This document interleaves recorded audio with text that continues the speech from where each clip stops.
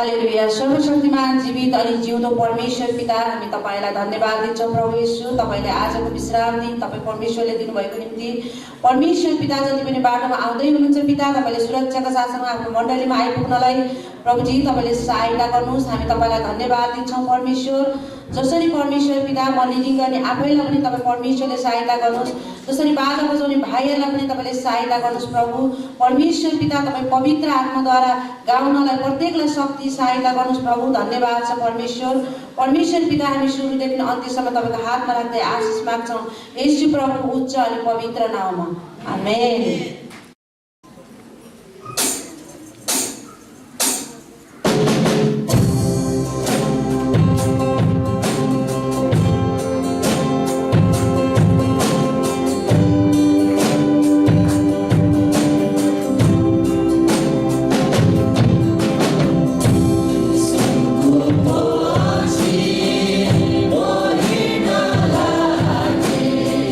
दुनियालाई जागी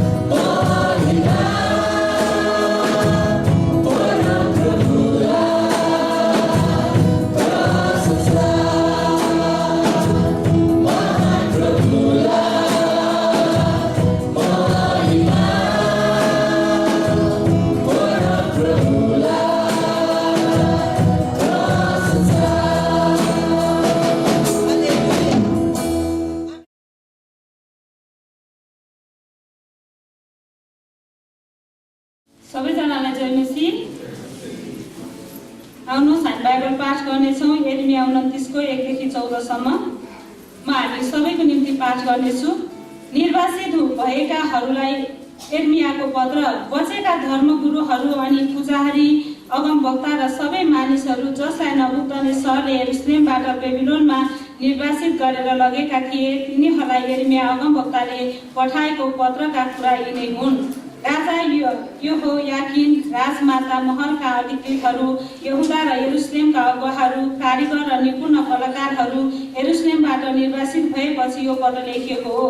तिनले यो पत्र सापानको छोरा एलासा र हिल्कियाका छोरा गर्मयाहलाई जिम्मा दिए, जसलाई यहुदाका राजा सिदकियाले राजा नबुकदनेस्सर कहाँ बेबिलोनमा म विश्वास गर्दछु एक परमेश्वर सर्वशक्तिमान पिता,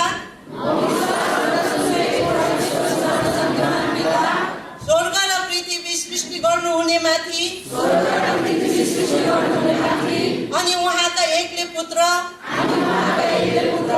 हाम्रा प्रभु येशू ख्रीष्टमाथि, जो पवित्र आत्माको शक्तिद्वारा गर्भधारण हुनुभयो, कन्या मरियमदेखि जन्मनुभयो,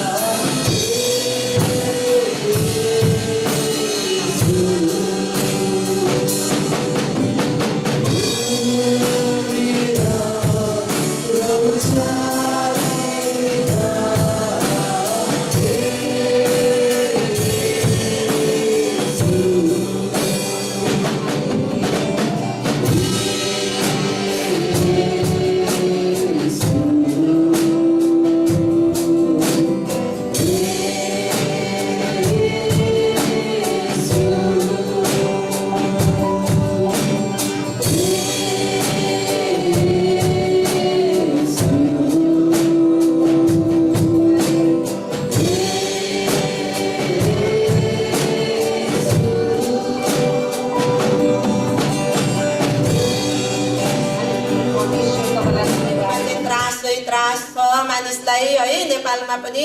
अनि हामी कतिजना पनि आत्तिएका होलाौँ, तर मलाई चाहिँ परमेश्वरको आत्माले यो भन्नुभएको छ कि मलाई उचाल, येशूलाई उचाल, कोरोनालाई होइन, कोरोना भाइरसलाई होइन, तर हामीले ख्रीष्ट येशूलाई उचालेका छौँ भने हामीलाई कुनै पनि यस्तो अनिष्ट कुराहरूले छुने छैन। आमेन।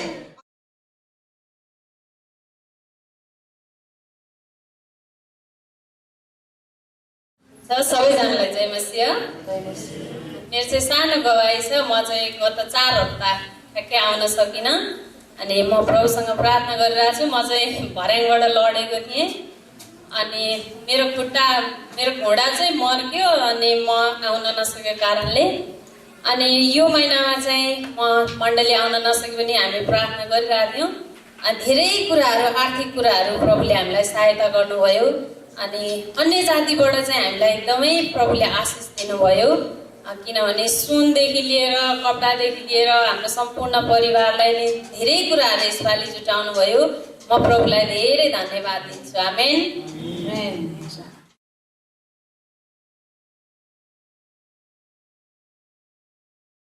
सबैलाई चाहिँ र आउनुहोस् हामी प्रार्थना गरौँ। परमेश्वर पिता, हामी तपाईँलाई धेरै धन्यवाद दिँदछौँ आजको दिन जसरी तपाईँले हामीलाई सङ्गतिमा भेला गराउनु भएको छ। प्रभु, हामी प्रार्थना गर्छौँ हाम्रो मण्डलीको सिंहासनमा प्रभु तपाईँ आफै आउनुहोस् र राज गर्नुहोस् र आजको सङ्गतिको अध्यक्षता पनि प्रभु तपाईँले नै गरिदिनुहोस् र हरेकलाई प्रभु तपाईँको उपस्थिति प्रकट गर्नुहोस् र तपाईँको महिमाले हरेकलाई ढाक्नुहोस् प्रभुजी। र हामी तपाईँको वचनलाई बुझ्न सकौँ र तपाईँलाई अझै प्रेम गर्न सकौँ। धन्यवाद छ येशूको नाम। आमेन। र आउनुहोस् हामी बिरामीहरूको लागि पहिला प्रार्थना गरौँ। तपाईँ जतिजना बिरामी हुनुहुन्छ तपाईँलाई प्रार्थनाको खाँचो छ भने हात उचाल्नु होला र हात उचाल्नु भएको बिरामी जति उभिनुहोस्।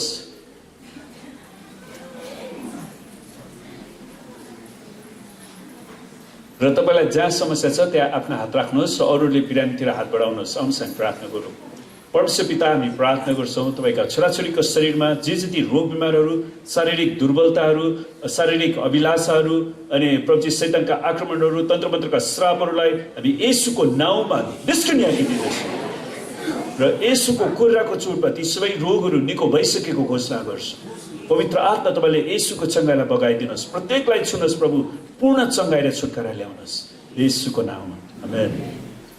र बस्नु होला। दोस्रो विषय हामी प्रार्थना गर्छौँ। बाइबलले भन्छ जसले काम नगर्नेले खाना पनि नखाओस्। आमेन।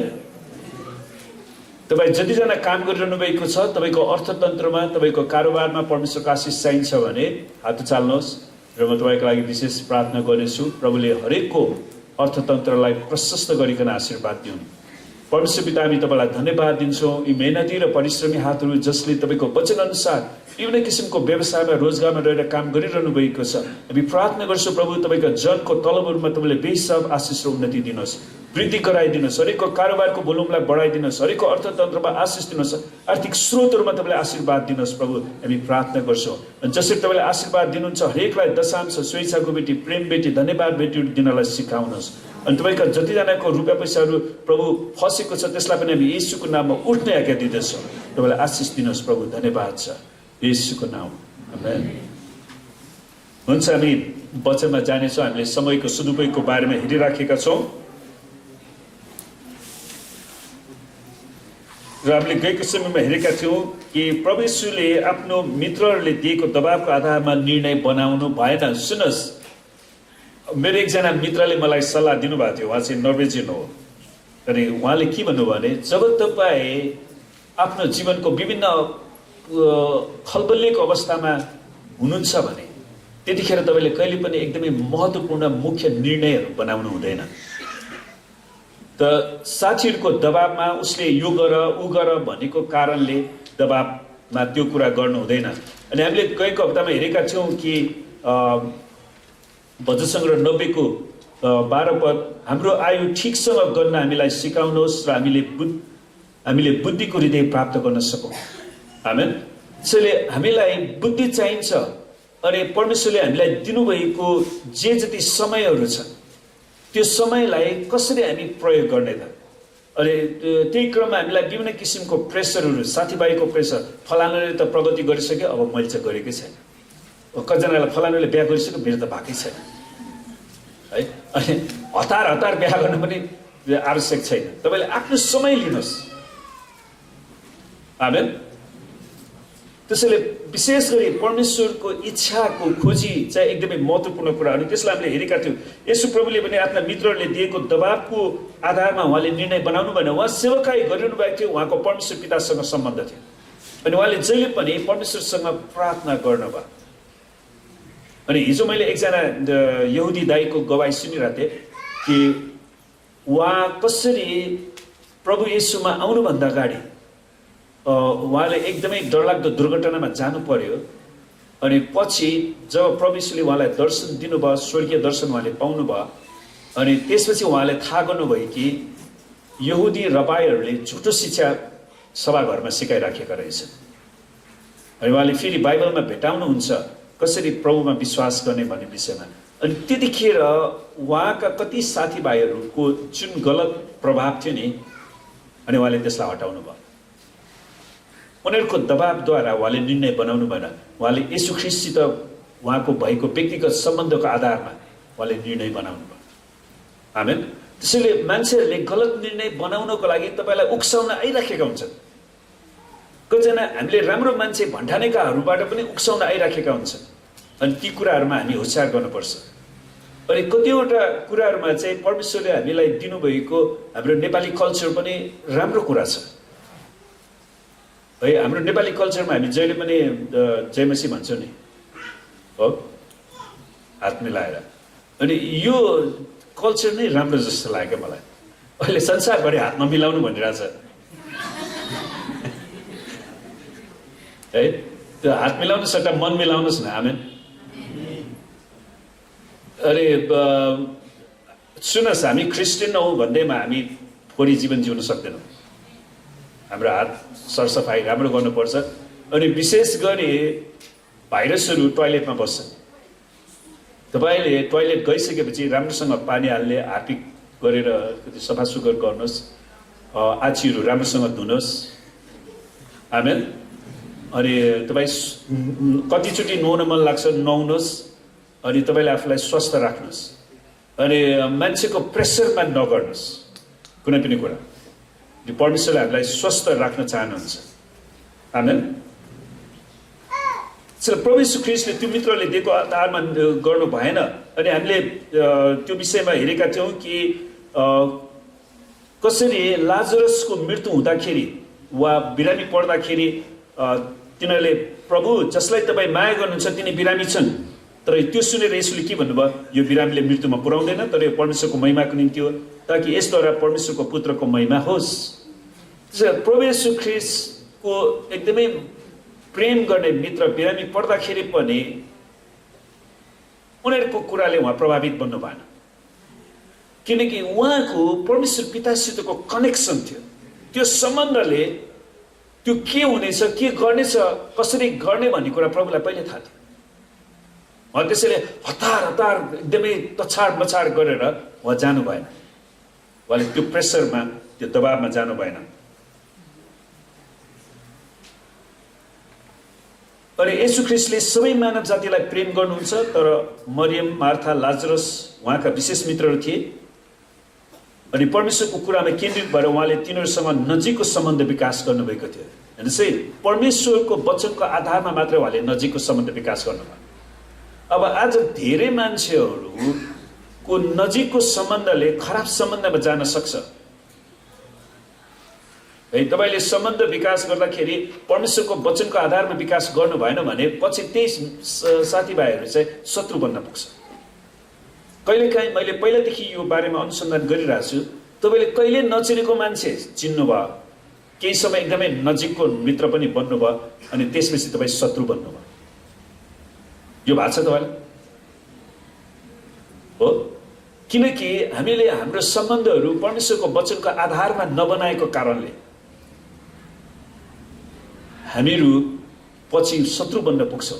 त्यसैले कुनै पनि व्यक्तिले तपाईँसँग सम्बन्धको विकास गर्न खोज्दाखेरि बाइबलभन्दा विपरीत उसले ल्याउन खोज्छ भने तपाईँ त्यहाँ रोक्नुहोस्। हामीले साथीभाइको लागि हामी नरक जान सक्दैनौँ क्या। आमेन। हुन त मैले एकजना बहिनीले त्यसै भन्नुभयो, उसको श्रीमान नरक जाने भयो, त्यसैले म पनि किन स्वर्ग जानु, म नरकै जान्छु अङ्कल भन्नुभयो उहाँले। अब तपाईँ नरकै जानुहुन्छ भने म पनि के कसरी तपाईँलाई रोक्न सक्छु त, जानुहोस्। प्रभु येशूले यहुदा इस्करियोतीलाई रोक्नु भएन नरक जानलाई। आमेन। किनकि कसैलाई पनि हामी जबरजस्ती येशू खुवाउँदैनौँ नि, कसैलाई हामी जबरजस्ती क्रिस्चियन बनाउँदैनौँ नि। त्यसैले हाम्रो सम्बन्धको आधार चाहिँ जहिले पनि परमेश्वरको वचन मात्रै हुनुपर्छ। त्यो भयो भने तपाईँले जोसँग पनि स्वस्थ राम्रो स्थायी सम्बन्ध राख्न सक्नुहुन्छ। आमेन।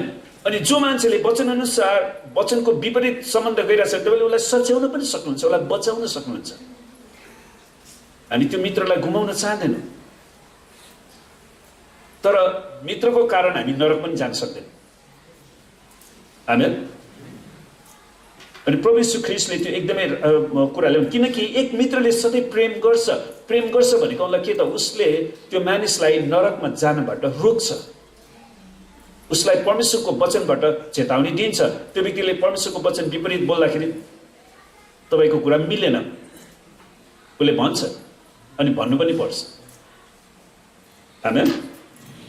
अब जब लाजरस बिरामी भएको बारे येशूले सुन्नुभयो, उहाँ तुरुन्तै बिरामी भेट्न जानुस् त साटो उहाँ जहाँ हुनुहुन्थ्यो त्यहाँ अरू 2 दिन बस्नुभयो भन्ने कुरा पढ्दा अलि अनौठो देखिन्छ। किन प्रभु येशू हतार गर्नु भएन?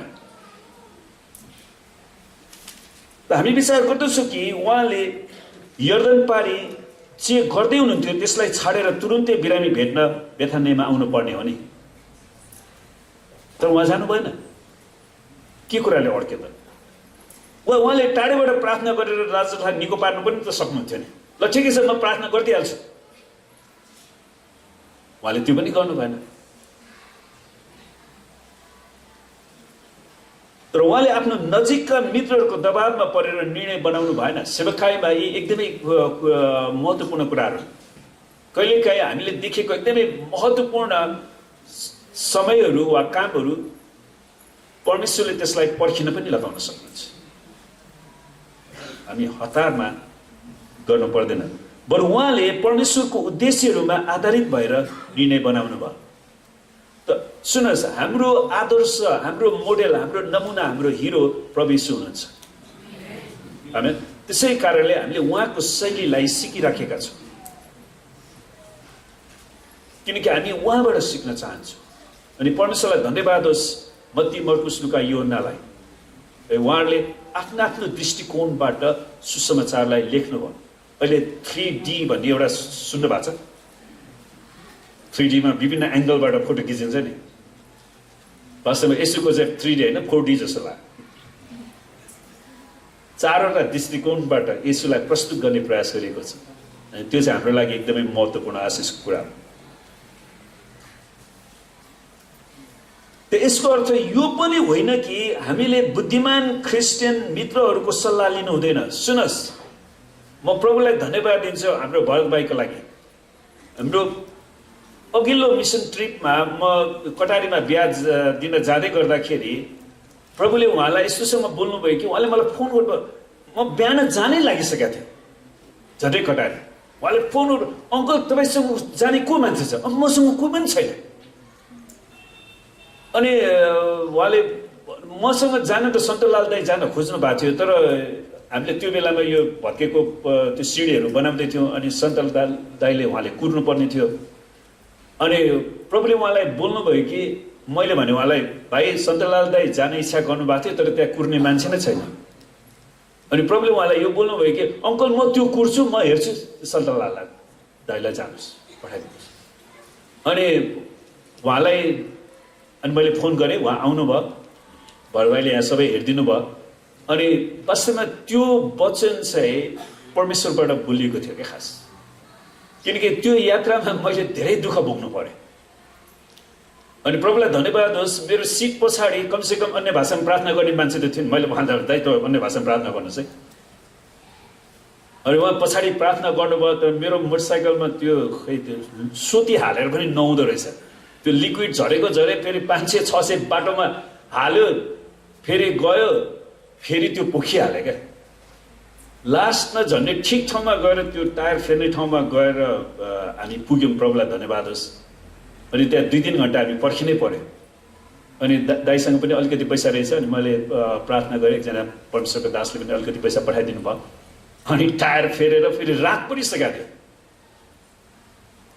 अनि प्रभुलाई धन्यवाद होस्, हामी 2 घन्टामा सिरा पुग्न सक्यौँ त्यहाँबाट। अनि मैले भने सल्लाह दाइ तपाईँ पछाडि प्रार्थना गर्नुहोस्। अनि त्यो कुरा हुन सक्नको लागि परमेश्वरले भरत भाइलाई बोल्नु भयो नि त। आमेन।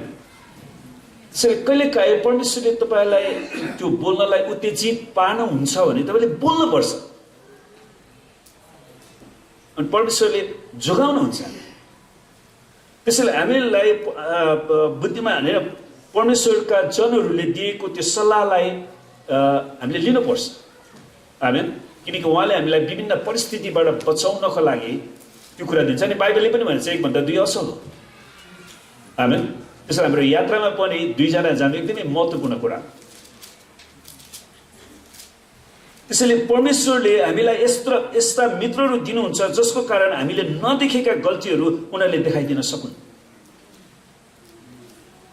जहिले पनि मान्छेहरूको सोचमा चाहिँ के हुन्छ भने यो पास्टरले पुलपिटबाटै कुरा काट्यो, खास पुलपिटबाट त यसोले पनि काट्यो, सबै अगमवक्ताहरूले पुलपिटबाटै कुरा काट्यो। तपाईँले प्रभुलाई धन्यवाद होस्, मैले प्रत्येक दिन 10-12 अध्याय बाइबल पढिरहेको हुन्छु। अनि त्यसरी पढ्दा चाहिँ बाइबल बुझ्न अझ सजिलो हुँदो रहेछ। अनि होल कन्टेक्स्टमा पुरै च्याप्टर अध्यायहरू पढ्दाखेरि धेरै कुरा बुझ्न सजिलो भयो। अनि हरेक अध्यायहरू तत्कालीन समयमा गरिएका ती सामाजिक अन्याय, अत्याचार, व्यभिचार, वेश्यावृत्ति, मूर्ति पूजा त्यसको विरुद्धमा नै अगमबाणीहरू आएका छन्। अनि त्यसलाई पास्टरले पुलपिटबाट कुरा काट्यो भन्ने, एसायाले पुलपिटबाट कुरा काट्यो भन्ने, यीशु ख्रीष्टले पनि पुलपिटबाटै कुरा काट्यो। फरिसी र सदुकाईले झुटा शिक्षा सिकाउँदा हैरान भएर अहिले पनि उनीहरू झुटा शिक्षा दिइरहेछन्। त यीशु ख्रीष्टले ती व्यक्तिहरूलाई व्यक्तिगत रूपमा दर्शन दिएर विभिन्न दुर्घटनाहरू बचाएर उहाँले वचनबाट प्रकाश दिनुभयो। अनि पुरानै करारमा पनि येशूको बारेमा पुरै भविष्यवाणीहरू छन्। आमेन। अनि मैले अहिले एउटा कुरा महत्त्वपूर्ण कुरा थाहा पाइरहेको छ, हामीले नयाँ करारमा जति शिक्षा सुनिरहेछौँ नि त्यसलाई विभिन्न समयमा अगमवक्ताहरूले पुरानो करारमा दिएको छ। अनि त्यसैले नयाँ करार पुरानो करारको महत्त्वपूर्ण अंश हो। तर यहुदीहरूले चाहिँ उनीहरूलाई यो ख्रिस्तानीहरूको धर्म त्यो चाहिँ हामीले पढ्नु हुँदैन भनेर भन्दो रहेछ क्या उनीहरूको सभाघरमा यहुदीहरूले। तर प्रभुलाई धन्यवाद होस्, प्रभु यीशुले उनीहरूलाई फिर्ता ल्याइरहनु भएको छ। आमेन।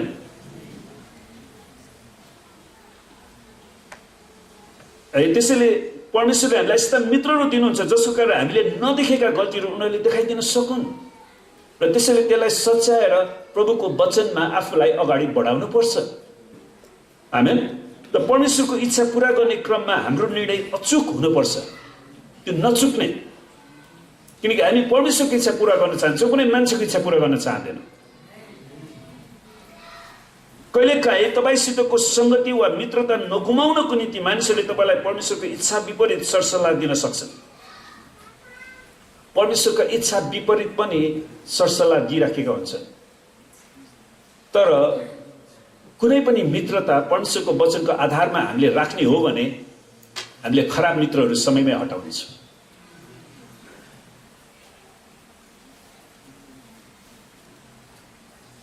त्यसैले हामी यस्ता कुराहरूमा जहिले पनि होशियार हुनुपर्छ। आमेन। त्यसपछि प्रभु यीशु ख्रीष्टले गर्नुभएको दोस्रो कुरा, तत्कालीन भावनाको आधारमा येशूले निर्णय बनाउनु भएन। येशू ख्रीष्टले त्यो परिस्थितिलाई हेर्नुभयो, भावनात्मक रूपमा धेरै पीडाहरू थियो। सुन्नुहोस्, जुन कुरा हामी यूहन्ना 11:5-6 पाउँछौँ, येशूले मार्था, तिनकी बहिनी र लाजरसलाई माया गर्नुहुन्थ्यो, तापनि लाजरस बिरामी छन् भन्ने सुनेर उहाँ जहाँ हुनुहुन्थ्यो अझ 2 दिन त्यहाँ बस्नुभयो। त्यो लाजरस भाइ, तिनीहरूको एउटै मात्र भाइ, साह्रै बिरामी परेको थियो र त्यहाँको माहौल धेरै दुःखदायी अवस्था थियो। अब के हुन्छ है? घर परिवारमा कतिचोटि भन्छ नि, एउटा छोरा मान्छे छैन भने छोरी मान्छेहरूलाई जिउनलाई कति कठिन बनाउँछ। है जसले पनि हेपिरहेको हुन्छ यसको त कोही पनि छोरा मान्छे छैन भनेर छोरी मान्छेलाई पछ्याउने अहिले पनि धेरै भइरहेको हुन्छ नि गाह्रो हुन्छ नि अनि त्यो अवस्थामा पनि नाजुकपना थियो तर पनि प्रभु यीशुले त्यो बेलाको भावनात्मक परिस्थितिमा उहाँले दबावमा पर्नु भएन यहाँ यूहन्नाले येशूको मार्था मरियम र तिनीहरूको भाइ लाजरस प्रतिको विशेष प्रेमलाई उल्लेख गर्छन् कि प्रभु यीशुले तिनीहरूलाई साँच्चीकै प्रेम गर्नुहुन्थ्यो उनीहरूको कति आवश्यकताहरू जुटाइदिनु भएको थियो उहाँले आशिष दिनुभएको थियो तर येशू ख्रीष्टले आफ्ना भावनाहरू तिनीहरूप्रति तुरुन्तै पोखाउनु भएन त्यसैले हामीहरू भावनामा बलियो हुनुपर्छ सुन्नुहोस् कतिजना मान्छेहरूले तपाईँको भावनालाई ब्ल्याकमेल गर्छ हाम्रो मण्डलीमा कतिजना मान्छे एकदमै दयालु हुनुहुन्छ क्या खास उहाँलाई दुःखसँग केही कुरा भनिदियो भने बिचरा उहाँहरूले दया पोखाइहाल्नुहुन्छ त्यसैले तपाईँ अलिकति भावनालाई त्यति लुज नबनाउनुहोस् तपाईँ दया दिनलाई देखाउनलाई अलि हतार नगर्नुहोस् त्यसो भयो भने तपाईँको पैसा बचत हुन्छ आमेन किनकि उनीहरूले तपाईँको कमजोरीलाई ब्ल्याकमेल गरिराखेका हुन सक्छ अनि हामी होसियार गरौँ किनकि भावनालाई ठगेर खानको लागि संसारमा धेरै ठगहरू छन् अनि उनीहरू कतिजना मण्डलीभित्र पनि छिरेका छन् अनि हामी होसियार गरौँ अनि येशू ख्रीष्टले चाहिँ त्यो कुरामा एकदमै जोगिनुहुन्छ तिनीहरूप्रति तुरुन्तै पोखाउनु भएन बरु उहाँ अरू 2 दिन आफू बसेकै ठाउँमा शान्तिसित बस्नुभयो किनकि प्रभु येशू ख्रीष्टलाई लाजरसको मृत्युबारे पहिले परमेश्वर पिताले प्रकट गरिसक्नु भएको थियो र परमेश्वर पिताले के गर्न चाहनु भएको थियो त्यो के छ उहाँलाई पहिले थाहा थियो त्यसैले उहाँ कसैको प्रेसरद्वारा उहाँले काम गर्नु भएन तब मात्र उहाँले बेथानीतिर आफ्नो यात्रा सुरु गर्नुभयो हामीले बनाएका कतिवटा निर्णयहरू तत्कालीन भावनाको आधारमा बनाइएका हुन्छन् जबकि हामीले त्यस्तो परिस्थितिमा परमेश्वरको इच्छा के हुन सक्छ भनी शान्तपूर्वक सोच्न सक्ने थियौँ त्यसैले कुनै पनि कुरा गर्दाखेरि तुरुन्तै निर्णय बनाउनु कोही कुराहरू तुरुन्तै निर्णय बनाउनु पर्ने अवस्था पनि आउँछ तर त्यतिखेर पनि हामीले परमेश्वरको इच्छालाई खोजी गर्न सक्छौँ है त्यो कुरामा हामी धेरै होसियार गर्न सक्छौँ सामान्यतया तत्कालीन अवस्थाको दबावमा बनाइएका भावनात्मक निर्णयहरू बुद्धिमान निर्णय हुन सक्दैन कहिलेकाहीँ धेरै मान्छेहरू ठग्न मात्रै आउँछ एकचोटि धेरै वर्ष अगाडि दार्जिलिङको 2 जना केटाहरू उनीहरूको के छैन भनेर उनीहरूले यस्तो पीडा पोख्यो अनि अब्राम भाइको कोठामा राखिदियो भरे अब्राम भाइको सबै कुरा चोरेर गएर अनि उनीहरूले एउटा चित्र बनाएर छ क्रुसको विरुद्धमा उनीहरूले अर्कै के फोटो बनाएर गयो कि उनीहरूले के देखाउन खोजेको थियो भने हामी ख्रीष्ट विरोधी हौँ अनि मजाले फसायो बिचरा अब्राम भाइको पैसा पनि चोरेर त्यसैले कहिलेकाहीँ कोही मान्छेहरू अब बाइबलमा के भनेको छ आपदमा परेकोलाई सहायता गर उहाँले सहायता गर्यो उसले ठगेर गयो अर्कोचोटि खास तिनीहरू साँच्चीकै आपदमा परेका थिए कि थिएन नि त त्यो कुरा पनि त हेर्नु पर्यो आमेन हाम्रो मण्डलीमा पनि कतिजना फटाहरू म बिरामी परेको छु यो छ भनेर पैसा उठाइदेऊ भनेर आएको थियो नि र ठिकै छ तपाईँको बिरामीको हस्पिटलबाट त्यो सबै पेपर ल्याउनु त के पनि छैन त्यसैले उनीहरूले भनेको कुरा सुनेर हामीले कुनै सहायता गर्नुपर्ने कुनै पनि कारण छैन हामी जहिले पनि होसियार गर्न सक्छौँ त्यसैले तत्कालीन अवस्थाको दबावमा बनाइएका भावनात्मक निर्णयहरू बुद्धिमान निर्णय हुन सक्दैन तपाईँले कुनै पनि निर्णय बनाउनुभन्दा अगाडि कमसेकम एकछिन थामिनुहोस् र प्रार्थना गर्नुहोस् र परिस्थितिबारे सोच्न सुरु गर्नुहोस् यसलाई कसरी गर्न सकिन्छ त तेस्रो कुरा येशू ख्रीष्टले उहाँको शत्रुहरूको धम्कीहरूको आधारमा आफ्नो निर्णयहरू बनाउनु भएन शत्रुले उहाँलाई धम्की दिन्छन् यूहन्ना 11 को 7 देखि 11 मा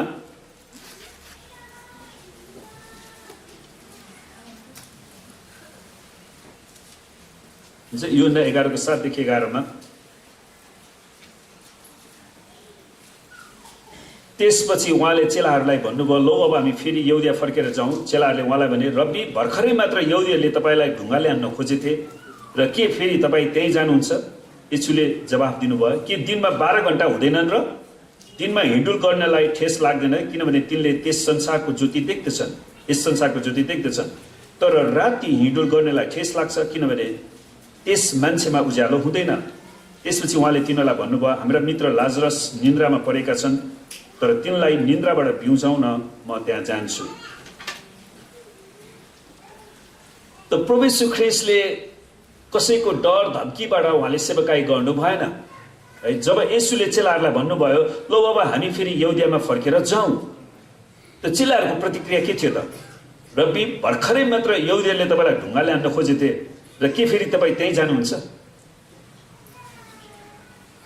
हेर्नुहोस्, कहिलेकाहीँ मलाई बाटोमा यात्रा गर्दाखेरि पनि दुर्घटना क्षेत्र भनेर लेखा हुन्छ नि ठाउँ ठाउँमा, तपाईँ थाहा छ? दुर्घटना क्षेत्र, त्यो ठाउँमा एकचोटि दुर्घटना भएको, तर सधैँभरि त्यही दुर्घटना हुन्छ भन्ने केही कारण छ? त्यो चाहिँ जहाँ पनि गर्दो रहेछ। उहाँले नर्वेमा म जाँदाखेरि नर्वेमा पनि एक्सिडेन्ट भयो, दुर्घटना क्षेत्र भनेर उसले त्यहाँ त्यो नोट चाहिँ राखिदिँदो रहेछ क्या। तर त्यो दुर्घटना क्षेत्र कुनै पनि क्षेत्र दुर्घटना क्षेत्र हुन्छ, तपाईँले व्यवस्था गरेर गाडी हाक्नुभयो भने तपाईँको घरभित्रै पनि दुर्घटना क्षेत्र हुन्छ। अब कतिजनाको ओछ्यानै दुर्घटना होला, श्रीमान श्रीमती कुरा मिल्दैन, मुक्का हानाहान गऱ्यो भने के भने तपाईँको ओछ्यान दुर्घटना क्षेत्र, अब नसुत्ने त्यहाँ।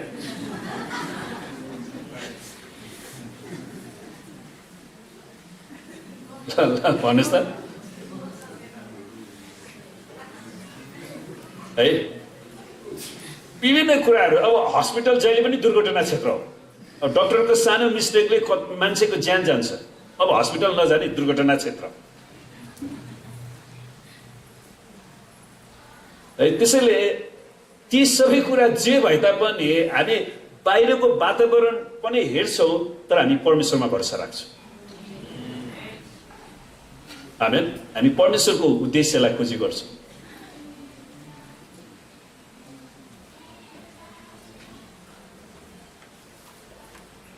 त अर्को शब्दमा उनीहरूले यसो भनिराखेका थिए, के तपाईँ पागल बन्नुभयो प्रभु? हिजो मात्रै तिनीहरूले मार्न खोजिरहेको थियो, हिजो अस्ति मात्रै, अब फेरि तपाईँ त्यहीँ जाने? के तपाईँ मर्न चाहनुहुन्छ? उनीहरूको मुख्य विचार चाहिँ के थियो भने, यदि हामी येशूसित त्यहाँ गयौँ भने हामी पनि मारिनेछौँ। उनीहरू आफू बस्न चाहेका थिए, तर येशूले आफ्ना शत्रुहरूको धम्कीको आधारमा कहाँ जाने वा कहाँ सेवा गर्ने भन्ने निर्णय बनाउनु भएन। उहाँले त्यसरी निर्णय गर्नु भएन। त्यसो त म सुसमाचार प्रचार गर्नलाई पहिलोचोटि मण्डली स्थापना गर्न वनस्थलीमा आउँदाखेरि पनि त्यहाँ कतिजना ज्ञानका केटाहरूले मलाई छुरी हान्न आएको थियो भनेर उनीहरूले पछिबाट भने। तर प्रभुलाई धन्यवाद होस्, म फेरि उनीहरूकै टोलमा गएर सुसमाचार प्रचार गरेँ, कोही पनि छुरी हान्न आएन। यदि मलाई परमेश्वरले पठाउनु भएको हो भने मसँग परमेश्वरको स्वर्गदूतको सुरक्षा पनि रहन्छ। आमेन। तर अवश्य मैले परमेश्वरको इच्छाको चाहिँ खोजी गर्नु पर्यो। विभिन्न मान्छेहरूले, विभिन्न व्यक्तिहरू शैतानले पठाइराखेका हुन्छ, तर हामी कसैको धम्कीले सेवाकाई गर्ने, कसैको धम्कीले सेवाकाई नगर्ने त्यस्तो कुरा आउँदैन। यदि हामीलाई परमेश्वरले पठाउनु भएको हो भने हामी परमेश्वरको इच्छालाई खोजी गर्छौँ। आमेन।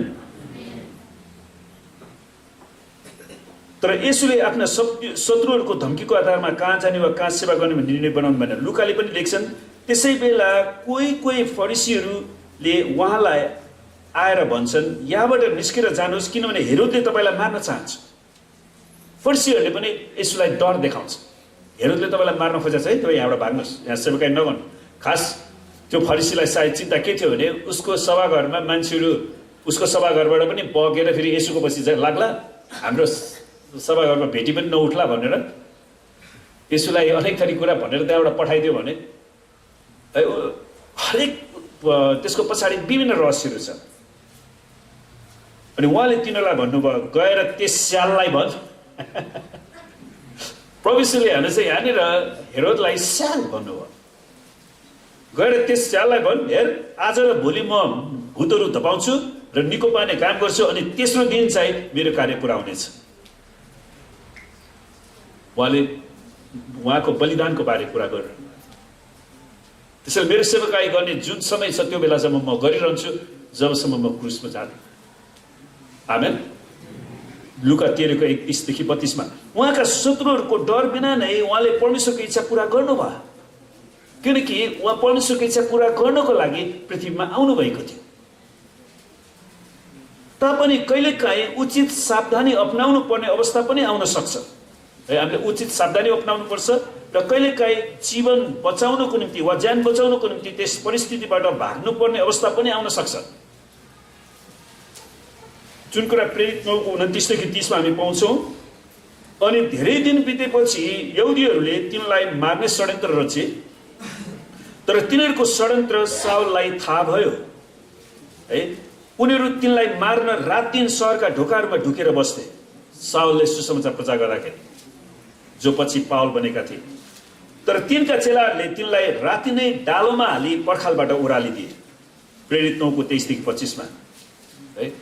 त्यहाँबाट बचाउनलाई सहरको जुन पर्खालभित्र थियो, राति डालोबाट हालेर उसलाई बाहिर निकालेर पठाइदिन्छन्। अनि तिनी ग्रिक यहुदीहरूसँग वाद विवाद गर्थे, तर उनीहरूले तिनलाई मार्न खोज्थे। तर यो थाहा पाएर भाइहरूले तिनलाई कैसरियामा ल्याएर त्यहाँबाट तिनलाई टार्सस पठाइदिए। प्रेरित 9:29 देखि 30।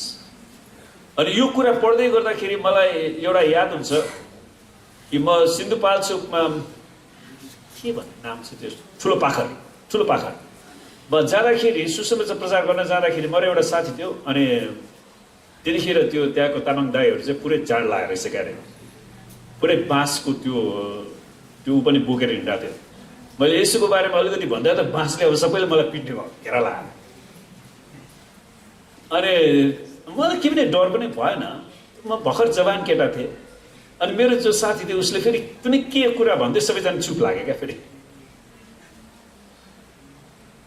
अनि पछि म जुन अर्को ठाउँमा सङ्गतिमा गइरहेको थिएँ, त्यहाँको मान्छे त्यस्तै हो तिनीहरू भनेर उहाँले भन्दै। तर प्रभुले यदि हामीलाई पठाउनु भएको हो भने प्रभुले हामीलाई जसरी पनि बचाउनुहुन्छ। कतिवटा सावधानी अपनाउनु पर्ने ठाउँमा अपनाउनु पर्ने पनि हुन्छ। यो पनि साँचो हो कि खतरनाक ठाउँहरूमा यसुसँगै रहनु सुरक्षित देखिने ठाउँमा यसु बिना रहनुभन्दा सुरक्षित हुन्छ। अब यो वाक्य ध्यान दिएर सुन्नुहोस् है। फेरि दोहोऱ्याउँछु। खतरनाक ठाउँहरूमा यसुसँगै रहनु सुरक्षित देखिने ठाउँहरूमा यसु बिना रहनुभन्दा सुरक्षित हुन्छ। आमेन। तपाईँ खतरनाक ठाउँहरूमा यसुसँगै रहिरहनु भयो भने, सुरक्षित देखेको ठाउँमा यसु हुनुहुन्न, तपाईँ त एक्लै रहनुभयो भने सुरक्षित देखिएको ठाउँमा सुरक्षा नहुन सक्छ। त मानिसले बनाएको सुरक्षित देखिएको ठाउँ भए तापनि यसु ख्रीष्ट त्यहाँ हुनुहुन्न भने त्यहाँ सुरक्षा छैन। तर जहाँ खतरनाक अवस्था भए तापनि त्यहाँ यसु हुनुहुन्छ भने यसुले तपाईँलाई सुरक्षा दिनुहुन्छ। आमेन। त्यसैले यसु बिनाको सुरक्षा रहँदैन। यसु सहितको खतरनाक अवस्थामा पनि परमेश्वरले सुरक्षा दिन सक्नुहुन्छ। आमेन। त परमेश्वरले गर भनेर अराउनु भएको आज्ञा पालन गर्न उहाँका कामलाई विरोध गर्नेहरूको धम्कीहरूबाट पनि निरुत्साहित हेर्नुहोस् है। जब परमेश्वरले तपाईँलाई त्यो कुरा गर भन्नुभयो अनि अराउनु भएको छ, अनि त्यो कामलाई विरोध गर्नेहरूको धम्कीबाट तपाईँ डराउनु हुँदैन। त्यसको उदाहरण हामी नहमियाबाट हेर्नेछौँ। नहमिया परमेश्वरका दास थिए जो कैदमा थिए। उनी राजाको दरबारमा राजालाई रक्सी मध्य चढाउने टक्राउने त्यो काम उसको सेवा थियो। अनि एक दिन उसको जीवनमा त्यस बेलामा राजाको मध्य टक्राउनेहरू त अधिकृत थिए है। नहमियाले त्यो कुरा लेख्छ। अनि ऊ राजाको अनि 2 अध्यायको नहमिया 2 अध्यायको 1 पदमा, एक दिन अर्थशास राजाको 20औं वर्षको निसान महिनामा जब उहाँको दाखमध्य तयार भयो, तब मैले यो लगेर राजालाई टक्राएँ। राजाको अगाडि म पहिला कहिल्यै उदास भएको थिइनँ। त्यसैले उहाँले मलाई सोध्नुभयो, बिरामी नभएर पनि तिम्रो अनुहार किन यति उदास देखिन्छ? यो हृदयको शोक बाहेक अरू केही होइन। राजाले पनि पत्ता लगायो, त्यो शरीरमा स्वस्थ जसो त्यो अनुहारमा किन उदास है। कहिलेकाहीँ हाम्रो मण्डलीमा कोही मान्छे जयबसी भित्रपट्टि केही गोलमाल छ क्या उसको। भित्रपट्टि गोलमाल छ। नहेमियाको जीवनमा पनि भित्रपट्टि गोलमाल थियो, किनकि अनि उसले त्यो कुरा बताउँछन् उसकोमा के थियो त। म साह्रै नहेमियाले भन्छन् म साह्रै डराएर यसो भनेर जवाफ दिएँ, राजा सदा सर्वदै अमर रहन्, तर मेरा पुर्खाहरू गाडिएको सहर उजाड भइरहेको छ र त्यसको मूल ढोकाहरू आगोले जलेका छन् भन्ने मेरो अनुहार किन उदास नदेखिने। किनकि यरुशलेम सहर जो उनको सहर थियो, उनी कैद बनाएर बाबिलोनमा आएका थिए अनि उसको हृदयमा आफ्नो सहरको निम्ति कति चिन्ता थियो। अनि राजाले भन्नुभयो मबाट तिमी के चाहन्छौ त। मैले स्वर्गका परमेश्वरलाई प्रार्थना गरेँ। उसले उत्तर दिनुभन्दा अगाडि मनमा नै परमेश्वरसँग प्रार्थना गर्छन्।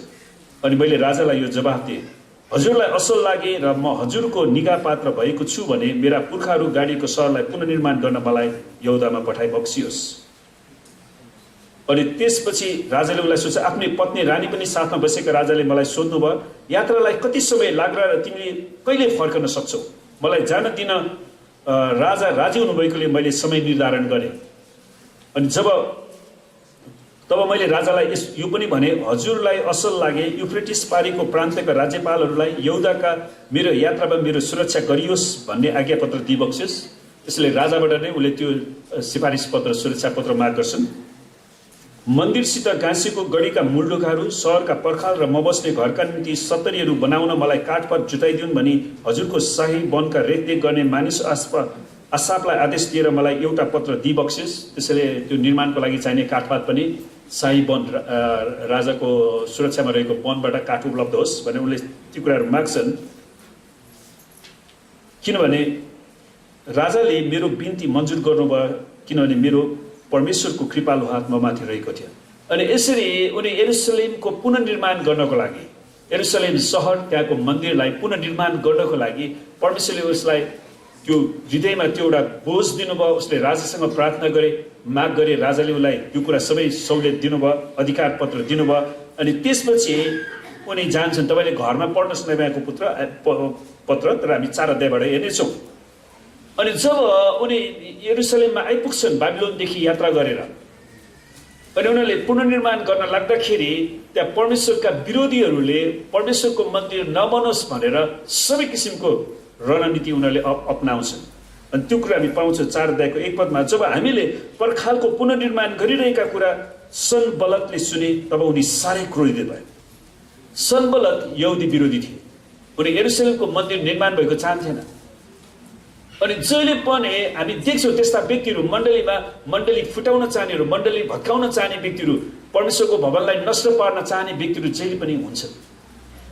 उनीहरू मण्डलीको सिंहासनमा राज गर्न चाहन्छ। अहिले मैले एउटा कुरा सुनिरहेको छु, विचार अर्को एउटा मण्डलीको भाइ बहिनीलाई धेरै दुःख भइरहेछ, किनकि त्यो मण्डलीलाई शोषण गर्नको लागि त्यहाँ मान्छेहरू पसिरहेछ। अनि चोर त चोरौँ, मारौँ र नाश पारौँ भनेर मात्रै आउँछ। अनि चोरको आत्मा लिएका मानिसहरू कसरी ल्याउँछ। अनि हामी यस्तै के अरे गेर्खुमा प्रार्थनामा जाँदाखेरि पनि त्यो मण्डलीलाई पनि तिनीहरूले लुटेर लगेका रहेछ। अनि प्रभुको मण्डलीलाई नष्ट गर्नलाई, प्रभुको भवनलाई नष्ट पार्नलाई शैतानले धेरै सनबलतहरू जन्माएको छ है। अनि त्यो सनबलतले सुने तब उनी साह्रै क्रोधित भए। रिसको झोकमा उनले यहुदीहरूलाई खिसी गरेर आफ्नो सहयोगीहरू र सामरियाका फौजको सामने यसो भने, यी निर्बल यहुदीहरू के गर्दैछन्? के तिनीहरूले आफ्ना पर्खालको पुनर्निर्माण गर्नेछन्? के तिनीहरूले बलिदान चढाउनेछन्? के तिनीहरूले यो काम एकै दिनमा सिद्ध्याउनेछन्?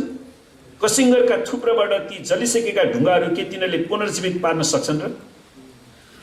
सनबलतले के कुरा बुझ्न सकेन भने परमेश्वरले जुन सेवकाई गर्नलाई, जुन मन्दिर निर्माण गर्नको लागि, जुन सहर निर्माण गर्नको लागि परमेश्वरले चुन्नुभएको सहर यरुशलेम। आमेन। त्यसको निम्ति परमेश्वरले नहेमियालाई बोल्नु भएको थियो। अनि त्यो कुरा सनबलतले बुझिराखेको थिएन। तर नहेमिया, परमेश्वरलाई धन्यवाद होस् नहेमियाको अगुवापनको लागि, उनी परमेश्वरमा निरन्तर प्रार्थना गर्ने व्यक्ति थिए। आमेन। अनि उनले तिनीहरूको धम्कीबाट परमेश्वरको कामलाई उनले रोकेनन्। विभिन्न व्यक्तिहरू मण्डलीमा आइराखेका हुन्छन्। उनको छेउमा उभिरहने अम्मोनी तोबियाले भने, तिनीहरूले जेसुकै बनाइरहे तापनि एउटा स्याल ढुङ्गाको त्यस पर्खालमा चढ्यो भने त्यो भत्किनेछ। हेर्नु पनि कतिसम्म हेर्या होला, त्यति साह्रो कमजोर त उनीहरूले बनाएको थिएन होला नि। खिसी गर्नेहरूले कतिसम्म खिसी गर्न सक्छन् भन्ने कुरा। अनि मान्छेको स्वभाव त्यही नै छ। अहिले एउटा स्याल जड्यो भने त्यो पर्खालै भत्किन्छ, किनकि यरुसलेम के काम छैन भनेर फेरि अर्को तोबिया, सनबलत, तोबिया, यिनीहरूको ग्याङ नै थियो क्या, यिनीहरूको गुटबन्दी थियो एउटा। त्यो मन्दिरको निर्माण पुनर्निर्माणको लागि परमेश्वरले नेहेमियालाई जुन बोलावट दिएका थिए त्यसलाई निराश पार्नको लागि, त्यो भवन नबनोस्, परमेश्वरको भवन नबनोस्, त्यहाँ फेरि प्रार्थना नहोस्, फेरि सुसमाचार प्रचार नहोस् भनेर उनीहरू त्यो कुरामा संलग्न थिए। शैतानले उनीहरूलाई उक्साइराखेको थियो। अनि त्यसपछि नेहेमियाले प्रार्थना गर्छन्, हे हाम्रा परमेश्वर, हाम्रो प्रार्थना सुन्नुहोस्। प्रियहरू, परमेश्वरको काम प्रार्थनाद्वारा मात्र गर्न सकिन्छ, प्रार्थना बिना केही पनि गर्न सकिँदैन। आमेन। हे हाम्रा परमेश्वर, हाम्रो प्रार्थना सुन्नुहोस्, किनभने उनीहरूले त हाम्रो अपमान गरिरहेका छन्। उनीहरूको किल्ला उनीहरूकै शिरमाथि फर्काइदिनुहोस् र कैदको देशमा उनीहरूलाई लुटको रूपमा दिनुहोस्, उनीहरूलाई पठाइदिनुहोस्। उनीहरूको अपराध ढाक्नुहोस् अथवा आफ्नो दृष्टिबाट उनीहरूको पाप नहटाउनुहोस्, किनभने निर्माण गर्नेहरूलाई उनीहरूले खुल्लमखुल्ला निन्दा गरेका छन्। त्यसैले परमेश्वरको जनको विरुद्धमा निन्दा गर्नु अर्को ठुलो अपराध थियो, अनि त्यसको दण्ड परमेश्वरले उसलाई दिनुहुन्छ। यसरी हामीले त्यसको आधा उचाइसम्म चारैतिर पर्खाल बनायो भने उनीहरूले यरुसलेमको चारैतिर जस आधा उचाइसम्म पर्खाल बनाउँछन्, किनकि मानिसहरूले तनमन दिएर काम गरे। अनि परमेश्वरलाई धन्यवाद होस् नेहेमियाको लिडरसिप, उसको नेतृत्वको निम्ति, किनकि उनी परमेश्वरको काम गर्नको लागि आएका थिए। आमेन। अनि सनबलत र तोबियातहरू जुनीहरू गुटबन्दी बनाएर इजरायलहरूको मनलाई कमजोर बनाउन चाहन्थे, उनीहरू परमेश्वरको भवनलाई निर्माण नहोस् भन्न चाहन्थे। तर जब सनबलत, तोबिया, अरबीहरू, अम्मोनीहरू र अस्दोदीहरूले थुप्रै गुटका मान्छेहरू इजरायलहरूको विरुद्धमा गठबन्धन बनाएका थिए, उनीहरूको गुटबन्दी त्यहाँनिर थियो। उनीहरू जसै पनि यरुसलेमको निर्माण कार्यलाई रोक्न चाहन्थे। अनि तिनीहरूले यरुसलेमको पर्खालको नयाँ कामको खुब प्रगति भएको छ र पहलहरू पनि पुरिँदैछन् भन्ने सुने, तब उनीहरू साह्रै रिसाए। हेर्नुहोस् त, उनीहरू परमेश्वरको काम भइराखेको छ भने उनीहरू रिसाउँछ। नेपालमा क्रिस्चियन बढ्यो, हामीले रिसाउँदैन। सनबलतहरू नेपालमा पनि छन् अहिले पनि, तोबियाहरू है। क्रिस्चियन बढ्यो त नेपालमा आशिष आए नि, हामी परमेश्वरको आशिष यो देशमा आउँछ, किनकि हरेकले आफ्नो सर्वोच्च परमेश्वरलाई पुकारा गर्नेछन् र उनीहरूको आफ्नो गाउँ गाउँमा ठाउँ ठाउँमा परमेश्वरको आशिष त्यहाँनिर बगाइनेछ र धेरै मान्छेले शैतानको दासत्वबाट छुटकारा पाउनेछन्, उनीहरू सर्वोच्च परमेश्वरको सेवक बन्नेछ।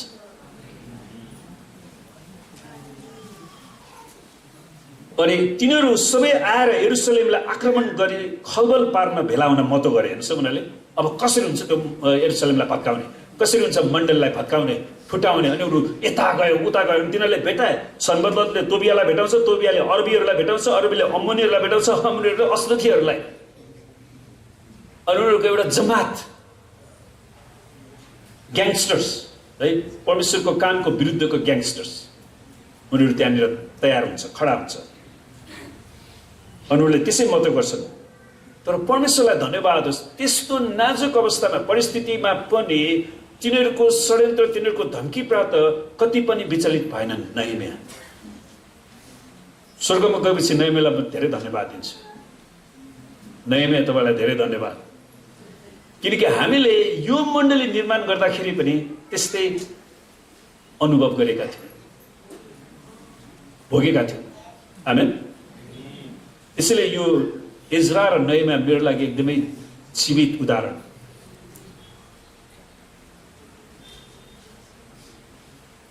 अनि वास्तवमा यो घटनापछि मैले इजरा नेहेमिया मलाई बुझ्न धेरै सजिलो भयो, किनभने पहिला जुन प्रकारले मैले बुझाएको थिएँ त्यसरी बुझाएको थिएन।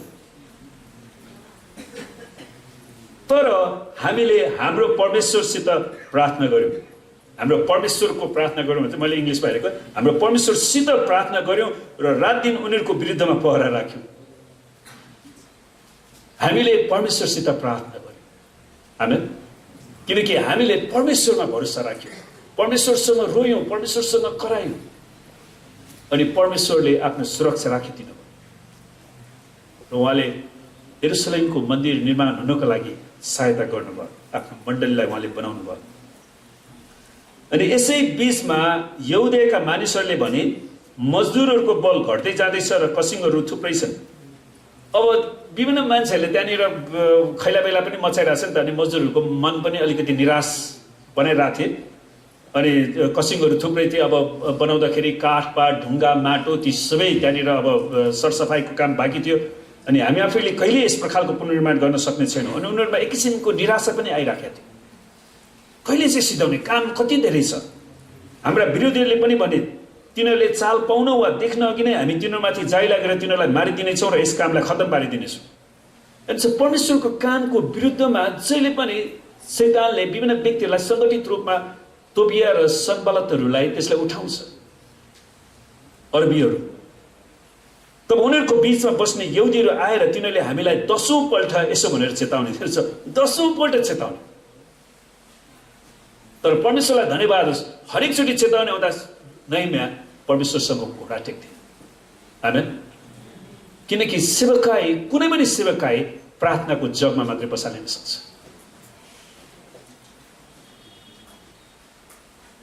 तपाईहरू जता फर्कनु भए पनि हरेक ठाउँबाट उनीहरूले हामीलाई आक्रमण गर्नेछन्। तपाईँ जता फर्के उनीहरूले आक्रमण गर्नेछन्।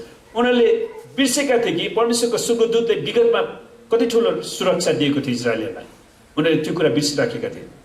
त्यसैले नहमियाले परमेश्वरलाई सम्झना दिउँछन्, त्यसैले पर्खालको पछाडि खुला भएका सबैभन्दा तल्लो समतल ठाउँहरूमा अड्डा जमाउनु भने मैले मानिसहरूलाई तिनीहरूको परिवार अनुसार आफ्नो तरबार, भाला र धनुर्बाण लिएर बस्ने आदेश दिए। त्यसपछि नहमियालाई परमेश्वरले बुद्धि दिनुहुन्छ, ल आक्रमण गर्न आउन सक्ने खुला ठाउँहरू कहाँ छ, त्यहाँनिर जवान छिटाहरू तिमीहरू चाहिँ सुरक्षा गर, अनि हामी अरूहरू चाहिँ यहाँ काम गर्नेछौँ। तब उठेर मैले ती सबको निरीक्षण गरेँ र भारदारहरू, अधिकृतहरू र सबै मानिसहरूलाई यसो भने, उनीहरूसँग नडराऊ। आमेन।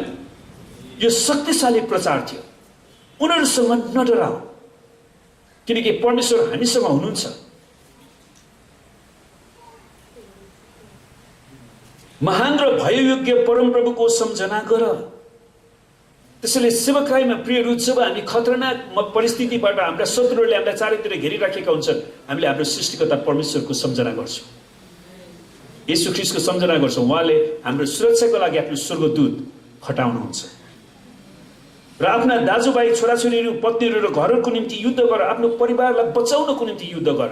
किनकि यी सनबलत र तोबियाहरूले जुन गुटबन्दी बनाएर मण्डलीलाई, यरुशलेमको मन्दिरलाई ध्वस्त बनाउने प्रयास गरेका छन्, परमेश्वरले त्यसलाई विफल पार्नुहुनेछ। तर हामी परमेश्वरको नाममा खडा हुनु पर्यो। त्यो कुरालाई नहमियाले मजाले प्रचार गर्छ। हामीलाई सब कुरा थाहा भएछ र परमेश्वरले उनीहरूको योजना विफल पार्नु भएछ भने हाम्रा शत्रुहरूले सुने। हेर्नुहोस् त, अनि परमेश्वरले जब उनीहरूले सबै कुरा तयारी गरे, अनि सनबलत र तोबियाको मन पनि, अनि त्यसपछि उनीहरू पनि गलेर गयो। तब हामी फेरि पर्खाल निर्माणको काममा लाग्यौँ। त्यस दिनदेखि उसो मेरो अधीनमा भएका आधा मानिसहरू चाहिँ निर्माण गर्ने काममा लागे र अरू आधा चाहिँ आफ्नो भाला, ढाल, धनु र झिलम लिएर तयार भइरहे, अर्थात् उनीहरू प्रार्थनामा लागिरहे। एउटा टिम प्रार्थनाको टिममा लागे, सुरक्षा गार्ड सहित, अर्को टिमले काम गरिराखे।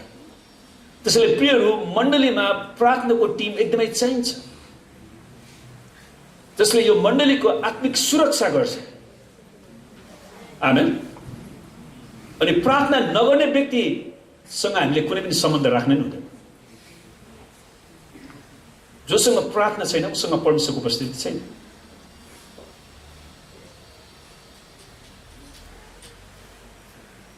र अर्को आधा चाहिँ आफ्नो भाला, ढाल, धनु र झिलम लिएर तयार भइरहे, उनीहरूले परमेश्वरसँग प्रार्थना गरिराखे। र अफिसरहरू चाहिँ पर्खालको काममा लागेका यहुदाका सबै मानिसहरूको पछाडि तैनात थिए है, उनीहरूलाई सहायता गर्नको लागि। अनि भारी बोक्ने मजदुरको एउटा हात काममा र अर्को हात आफ्नो हतियारमा हुन्थ्यो। उनीहरू तरबार भिरेरै काम लागे, यदि आइहाल्यो भने जाइ लाग्नलाई सजिलो हुन्छ। र निर्माण गर्नेहरू आफ्नो तरबार भिरेर बनाउने काम गर्थे, तर तुरै फुक्ने चाहिँ मेरो छेउमा थियो। कुन बेला सूचना दिने, तुरै चाहिँ त्यतिखेरको सार्वजनिक सूचना दिने कुरा थियो। तब मैले भारदारहरू अधिकृतहरू र सबै मानिसहरूलाई यसो भने काम ठुलो र फैलिएको छ र हामीहरू पर्खालको छेउमा एक अर्कोदेखि किनकि सहरको निर्माण गर्ने धेरै टाढा टाढा भएको थियो जहाँ तुरै बच्छ त्यहाँ हामीसित भेला हौ र हाम्रा परमेश्वरले हाम्रा निम्ति युद्ध गर्नुहुनेछ हाम्रा परमेश्वरले हाम्रो निम्ति युद्ध गर्नुहुन्छ आमेन त्यो कुरा हुन सक्नको लागि मण्डलीले प्रार्थना गर्नु पर्यो नि नहमियाका समयका मण्डलीले परमेश्वरसँग प्रार्थना गरे सबै कुरा तयारी गरे यसरी हामीले हाम्रो काम जारी राख्यौं सूर्योदयदेखि सूर्यास्तसम्म आधा मानिसहरू भाला लिएर बसे त्यसबेला मैले मानिसहरूलाई यसो पनि भने हाम्रो निम्ति राति रक्षा गर्न र दिनमा निर्माण काम गर्नलाई हरेक मानिस त्यसमा सहायकहरूले यरुसलेममा नै रात बिताओस् त्यसैले हरेकले यही कार्यक्षेत्रमा यरुसलेममा नै रात बिताओस् अनि म र मेरा भाइहरू मेरा मानिसहरू मसँग भएका अंगरक्षकहरू कसैले पनि आफ्नो लुगा फुकालेनौ पानी खान जाँदा पनि हरेकको हातमा आफ्नो हतियार हुन्थ्यो उनीहरू तयारीका साथ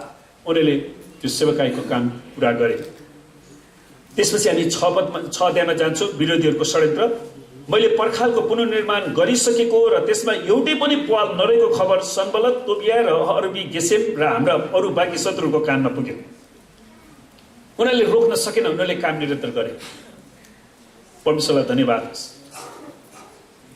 केवल मैले मूल ढोकाहरूको खापाहरू चाहिँ उभ्याइसकेको थिइनँ सनबलत र गेसेमले मलाई ओनोको बेसीको एउटा गाउँमा आएर उनीहरूसित बातचित गर्नलाई खबर पठाए किनकि त्यहाँनिर गएपछि नहमियालाई उनीहरूलाई मार्ने योजना थियो उनीहरूको षड्यन्त्र थियो तर मलाई हानि गर्न यो उनीहरूको षड्यन्त्र मात्र थियो यसै कारण मैले यस्तो जवाफ दिएर समाचार पठाएँ अहिले मेरो हातमा ठुलो योजना छ म त्यहाँ आउन सक्दिनँ त्यसैले तपाईँको शत्रुले बोलायो भन्दामा हामी जान नपर्ने रहेछ नि त आमेन कहिलेकाहीँ विभिन्न मान्छेले विभिन्न प्रकारले तपाईँलाई आक्रमण गर्न आइराखेको हुन्छ मलाई अहिले याद छ त्यतिखेर 46 सालमा भर्खर प्रजातन्त्र आएको थियो अनि म बस पार्कबाट पुरानो बस पार्कबाट सिन्धुपाल्चोक कि कता सगति गर्न जाँदै थिएँ अनि एउटा मान्छे आउँछ तपाईँको नाम के हो अनि मलाई चिन्ता पनि लाग्यो यो न क्रिस्चियन विरोधी जासुस हो कि भनेर अनि तपाईँलाई किन मेरो नाम चाहियो अनि उसले के भन्यो यो अहिले हामीलाई प्रजातन्त्र आछ सबैलाई नाम सोध्ने अधिकार छ भनेर भन्यो अनि मैले उसलाई पनि जवाफ दिएँ भाइ यो मेरो नीति पनि त्यही प्रजातन्त्र हो मेरो नाम नभन्ने अधिकार मलाई छैन अन्त एउटा त्यो लुडुलुडु घरबाट त पैसा माग्ने पो रहेछ त विभिन्न मान्छेले विभिन्न प्रकारले तपाईँलाई अत्ताइराखेको हुनसक्छ क्या अरे यहाँ बिचरा नहमियालाई परमेश्वरले जुन दर्शन र बोलावट दिनुभयो यरुसलेमको मन्दिर निर्माण गर्नको लागि अनि त्यो भत्काउनको लागि सनबलत तोबियाहरू अरबी गेसेमहरू यिनीहरू चाहिँ पछाडि बसेर एकदमै रणनीति बनाइरहेको थियो कसरी हुन्छ यो नहमियालाई खत्तम गर्न पर्यो परमेश्वरको दासलाई यो पास्टरलाई खत्तम गर्न पायो भने सबै राज्य हाम्रो हेर्नुहोस् अनि नहमिया पास्टर नहमियाको विरुद्धमा सबै गुटबन्दी उनीहरूले बनाउँछ तर परमेश्वरलाई धन्यवाद होस् त्यो गुटबन्दीलाई परमेश्वरले भत्काइदिनु आमेन म त्यहाँ आउन सक्दिनँ काम छोडी तिमीहरूको आएर यो काम किन रोकिने किन तिमीहरूलाई भेट्नु पर्ने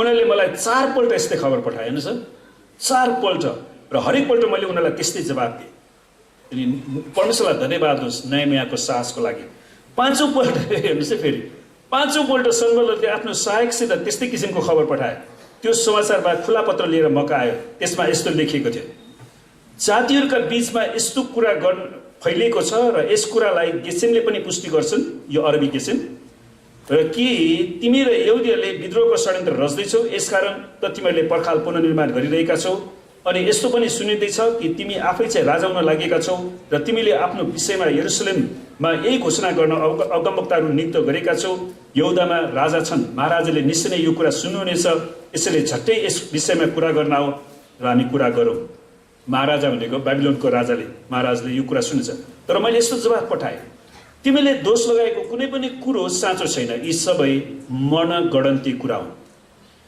परमेश्वरलाई धन्यवाद होस् नहमिया पुरै परमेश्वरको वचनमा भर पर्यो आमेन उनी शत्रुको धम्कीबाट परमेश्वरको कामलाई उसले रोकेनन् शत्रुको धम्कीबाट उसले परमेश्वरको कामलाई रोक्दैन। यो तिम्रो मनगणन्त कुरा, किनकि उसले खुद सम्राट आर्तसबाट नाम उच्चारण गर्न पनि गाह्रै छ। हेर्छ उसको नाम हेरौँ, फेरि राम्रोसँग उच्चारण गर्छु। आर्तसास्ट, सम्राट आर्तसासबाट उनले स्वयं सिफारिस लिएर उसँग पेपर छ, अनि यो सनबलतको धम्कीले किन डराउनु पर्ने? आमेन। यो सबै तिम्रो मनगणन्त कुरा हो। हाम्रा परिश्रम गर्ने हातहरू दुर्बल हुन् र हाम्रा काम कहिले नसिद्धियोस् भन्ने आशाले तिनीहरूले हामीलाई घुर्किदिने चेष्टा गर्दै थिए। तपाईँलाई थाहा छ यो हाम्रो मण्डली निर्माण हुने बेलामा पनि हामीलाई कति 1 महिना कि 2 महिना हामीलाई बिना फाँकमा तिनीहरूले के फोन गरेर त्यत्तिकै रोकिदियो नि। 28 दिन हो। शैतानले विभिन्न व्यक्तिहरूद्वारा त्यो कुराले परमेश्वरलाई धन्यवाद छ हाम्रो अझैको लागि, उहाँले धेरै साहस दिनुभयो अनि हाम्रो काम रोकिएन, हामी निरन्तर अगाडि बढ्न सक्यौँ।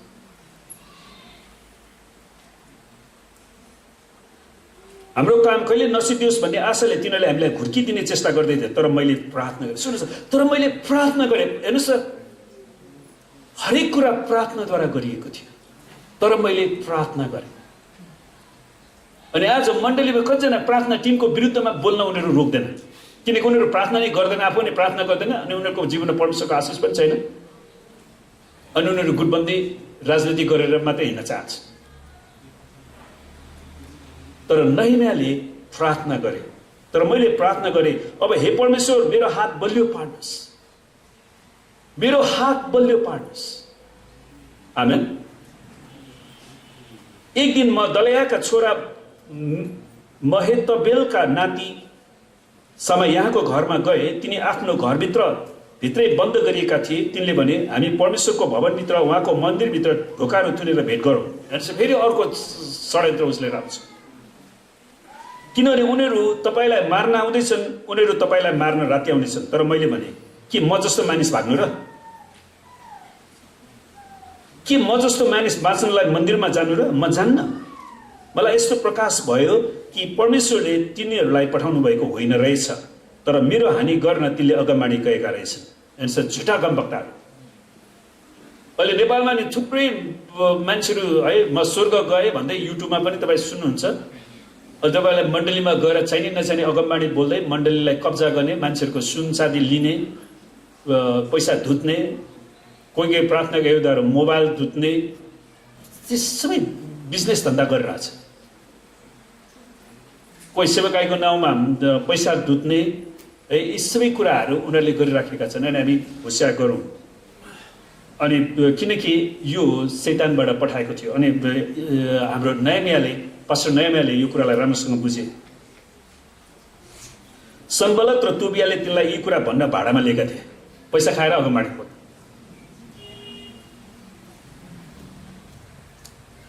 सुन्नुहोस्, त्यसैले हामी सबैको अगमबाणीमा भरोसा गरिराख्दैनौँ नि। अब त्यो पैसा खाएर अगमबाणी बोल्ने बारेमा त मैले पहिला पनि सुने। बेङ्गलोरमा हुँदाखेरि 2 जना केटाले एउटा केटीलाई मन पराएछ क्या, खास यो भएको घटना हो। अनि त्यसपछि गएर त्यो चर्चमा अगमबाणी बोल्ने दिदीलाई गएर, दिदी म तपाईँलाई 50,000 रुपियाँ दिन्छु, मेरो लागि अगमबाणी बोलिदिनु न, यो फलानु केटीसँग यो फलानु केटाको बिहा गर्नु परमेश्वरको इच्छा छ भनेर। अनि त्यहाँबाट उनीहरूको त आइतबार सेवा हुन्छ, आइतबार सेवा गएर अगमबाणी बोल्दैछ। अर्को केटालाई साह्रै रिस उठ्छ।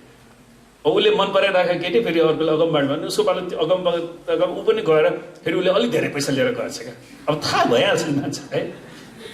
अनि त्यसपछि दिदी होइन त्यो केटीसँग मसँग बिहा गर्नु भनेको छ भनिदिनु भनेर। अनि अर्को हप्ता आउँछ, अगमबाणीमा सुधार छ, परमेश्वरले फलानुसँग होइन फलानु केटासँग बिहा गर्नु भनेको छ यो केटीको भनेर।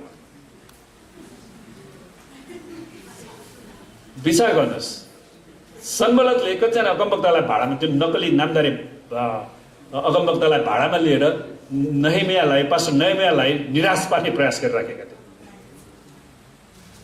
मेरो बदनाम गरेर अपमान गर्न मलाई धम्की दिएर उनीहरूको कुरामा सहमत भई पाप गर्न लाउनलाई तिनले रकम लिएका थिए। हेर्नुहोस्, पाप गर्न लाउनलाई रकम लिएर अगमबाणी बोलिरहेको। हे मेरा परमेश्वर, तोबिया र सनबलतले जे गरेका छन् सो सम्झना राख्नुहोस्। फेरि नहमियाले प्रार्थना गर्छ, प्रभु यो तोबिया र सनबलत को क्रियाकलापलाई तपाईँले हेर्नुहोस्, हस्तक्षेप गर्नुहोस्। साथै मलाई डर देखाउने चेष्टा गरिरहने अगमवादिनी, हेर्नुहोस् त्यहाँ अगमवादिनी नोआदिया र अरू बाँकी अगमवक्तालाई पनि सम्झना राख्नुहोस्। यिनीहरूको सबै दुष्ट योजनालाई तपाईँले विफल बनाइदिनुहोस् अनि पर्खालको निर्माणको समाप्ति हुन्छ। एलुल महिनाको 25औं दिनमा पर्खालको काम सिधै। परमेश्वरलाई धन्यवाद होस्। तिनीहरूले सबै जाल जेल गरेर हेर्नुहोस्, तिनीहरूलाई आत्मिकी शारीरिक सबै किसिमको लडन त लिएर आए पनि नहेमिया कति पनि डराएन। आमेन। उनले परमेश्वरमा प्रार्थना गरिरहे। त्यो बनाउने 52 दिन लाग्यो उनीहरूले। 52 दिनमा जब हाम्रा सबै शत्रुले यो कुरा सुने तब वरिपरिका सबै जातिहरू डराएर हतोत्साहित भए, किनकि यो काम परमेश्वरको सहायताद्वारा पुरा भएको हो भनी उनीहरूले चाल पाए। यदि परमेश्वर यिनीहरूसँग हुनुहुन्थेन भने उनीहरूले गरेका सबै चालबाजीहरू, सबै गलत रणनीतिहरूको बावजुद पनि यो काम सिद्धिएको छ। त्यसबेला यहुदाका भारदारहरूले तोबियालाई धेरै पत्र पठाउँदै थिए। तिनीहरूले उनीबाट जवाफ पनि पाउँदै थिए, किनकि यहुदाका धेरैजनाले उनीसित गठ बाँधेका थिए। धेरैजनाले गठ बाँधेका थिए पछाडिपट्टि, किनकि उनी आराका छोरा सकन्याका ज्वाइँ थिए। उनका छोरा यहोहानानले चाहिँ बेरेकियाका छोरा मसुल्लामकी एउटी छोरीलाई बिहा गरेका थिए। अनि त्यसैले यो सबै शारीरिक नातागोताहरूको वैवाहिक नातागोताले पनि मान्छेले साथ दिइराखेका थिए। तिनीहरू सधैँ मेरो सामु तोबियाको प्रशंसा गर्थे र मैले भनेका कुरा गएर उनलाई सुनाउँथे। तर तोबिया सनबलतसँग अरबी गेर्समसँग मिलेर यो काम नहोस् भनेर उनले भित्रभित्र यो गरिराखेका थिए। अनि तोबियाले मलाई धम्की दिएर पत्रहरू पठाउँथे। तर परमेश्वरलाई धन्यवाद होस्, परमेश्वरको काममा हामी कसैको डर धम्कीबाट रोकिँदैन। आमेन। र आउनुहोस् हामी सबै आँखा चिम्लौँ र परमेश्वरले तपाईँलाई जुन सेवकाई गर्न, जुन प्रार्थना गर्न बोलावट दिनुभएको छ भने प्रियहरू, तपाईँ प्रार्थना गर्न नडराउनुहोस्। परमेश्वरले तपाईँलाई जुन जुन क्षेत्रमा बोलाउनु भएको छ ती सबै कुरा गर्नलाई नडराउनुहोस्। कुनै मान्छेको डर धम्कीबाट हामीले केही पनि गर्नु पर्दैन। परमेश्वर पिता, हामी तपाईँलाई धेरै धन्यवाद दिँदछौँ। साँच्चै हामीले तपाईँको वचनबाट जे जति कुरा सुनेका छौँ, सिकेका छौँ प्रभु, हामीलाई तपाईँको वचनलाई अझै बुझ्नलाई सिकाउनुहोस् प्रभु। तपाईँको वचनको खोजी गर्नलाई, तपाईँको आत्माको खोजी गर्नलाई हामीलाई सिकाउनुहोस् प्रभु। तपाईँको उपस्थिति, तपाईँको महिमाको खोजी गर्ने मण्डली हामीलाई बनाउनुहोस् प्रभु। यस मण्डलीमा निरन्तर तपाईँको महिमाले बास गर्नुहोस्, हामी प्रार्थना गर्दछौँ। परमेश्वर पिता, हामी प्रार्थना गर्छौँ आज जो जति आउन सक्नु भएन, कोही रोगी बिरामी हुनुहुन्छ भने उनीहरूलाई हामी येशूको नाममा चङ्गाइको घोषणा गर्छौँ। कोही घटी कमीमा छन् भने उनीहरूको आवश्यकतालाई पुर्याउने आज्ञा दिँदछौँ प्रभु। हामी प्रार्थना गर्छौँ यो हप्ताभरिका हाम्रो सेवकाईमा, यात्रामा, पढाइमा तपाईँले आशीर्वाद दिनुहोस् प्रभु। हामी प्रार्थना छ हाम्रो मण्डलीका जो जति सदस्यहरू देश बाहिर देशभित्र हुनुहुन्छ उहाँहरूको साथमा पनि तपाईँ रहनुहोस् प्रभुजी। उहाँहरूको एक्लोपनामा तपाईँले आफ्नो सङ्गति जुटाइदिनुहोस्। उहाँहरूको घाउचोटहरूमा तपाईँले मलमपट्टि लगाइदिनुहोस् प्रभुजी। र तपाईँले साँच्चै आफ्नो सङ्गति निरन्तर आफ्नो छोराछोरीलाई दिइराख्नुहोस्। परमेश्वर पिता, हामी प्रार्थना गर्छौँ परमेश्वर तपाईँले साँच्चै नै पुनरुत्थान एक्लेसिया मण्डली परिवारलाई आशीर्वाद दिनुहोस् र हरेकलाई रक्षा गर्नुहोस् प्रभु। परमेश्वर तपाईँले आफ्नो मुख यस मण्डलीमाथि चम्काउनुहोस् र प्रभु तपाईँको अनुग्रह यस मण्डलीमाथि राखिदिनुहोस्। परमेश्वर पिता, हामी प्रार्थना गर्छौँ तपाईँले आफ्नो चेहरा प्रभु यस मण्डलीका हरेक सदस्यहरूमाथि प्रकाश गरिदिनुहोस् र हरेकलाई तपाईँले आफ्नो स्वर्गीय शान्तिले भर्नुहोस् र प्रभु तपाईँको नाउँ मात्र यस मण्डलीमा उचालिन सकेको होस्। प्रभु हामी प्रार्थना गर्छौँ तपाईँको राज्य पुनरुत्थान एक्लेसिया मण्डली परिवारमाथि आएको होस् र तपाईँको इच्छा स्वर्गमा चाहिँ यस मण्डलीमा पुरा भएको होस् प्रभु। हामी तपाईँलाई धन्यवाद दिन्छौँ। धन्यवाद छ परमेश्वर पिताको प्रेम, प्रभु यीशु ख्रीष्टको अनुग्रह र पवित्र आत्माको सङ्गति र सहभागिता हामीहरू हरेकसित आजदेखि सदा सर्वदा रहिरहन्।